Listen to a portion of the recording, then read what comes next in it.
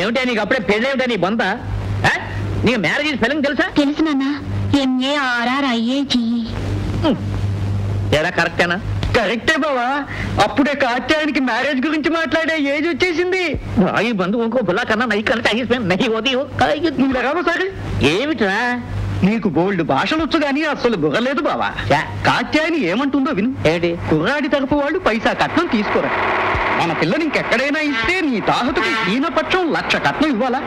ఇప్పుడు ఆ 1,00,000 నీకు లాభమే కదా. पैसा में परमात्मा इसमें नहीं होता है बराबर.